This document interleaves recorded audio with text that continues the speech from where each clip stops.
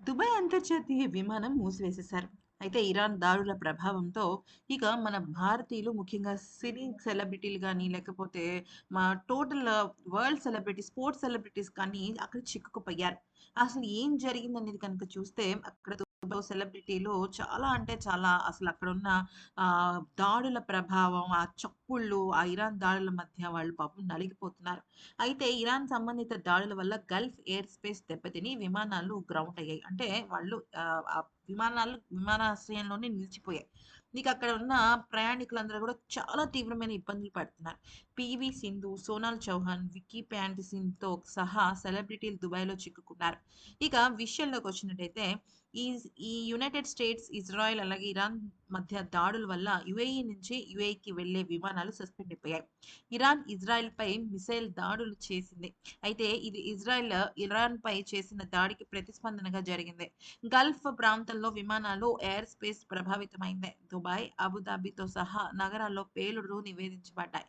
Dubai అంతర్జాతీయ విమానాశ్రయం కూడా ప్రభావితమైంది. ఎమిరేట్స్ ఎయిర్‌లైన్స్, ఎతిహాద్ ఎయిర్‌వేస్ అన్ని విమానాలను రద్దు చేసింది. ఇక విమానాశ్రయ అధికారులు దాడుల నుంచి నష్టాన్ని తనిఖీ చేసి అంచనా వేస్తున్నారు. ప్రపంచంలో అత్యధిక అంతర్జాతీయ ట్రాఫిక్ ఉన్న విమానాశ్రయాల్లో ప్రయాణికులు అలాగా స్టాగ్నెట్ అయిపోయారు.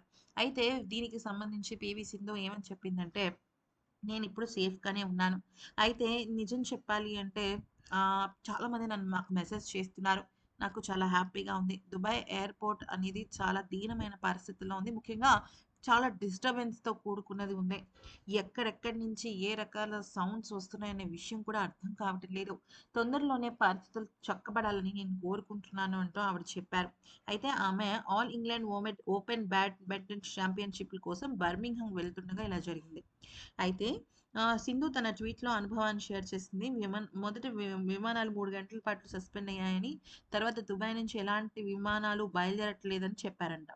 తన హోటల్ విండో నుంచి పేలుడు శబ్దనాలు వినిపిస్తున్నాయని కూడా ట్వీట్ చేసింది. ఎమిరేటీ అధికారులు సింధుతో సహా ప్రయాణికులను సురక్షిత స్థలానికి తరలించారు. ఇండియన్ ఎంబసీ నాతో సంప్రదించిందని, మా అమ్మ కూడా మాట్లాడి నాకు హ్యాపీనెస్‌ని అంటే నేనున్నాను అన్న భరోసాని ఆవిడిచ్చారని చెప్పడం జరిగింది. ప్రస్తుతం అయితే ఆవిడ హోటల్‌లోనే అరెస్ట్ అయిపోయి ఉన్నారనమాట. ఎందుకంటే ఆహ్, ఇంక ఎక్కడికి ఎళ్ళలేని పరిస్థితి. అది సంగతి.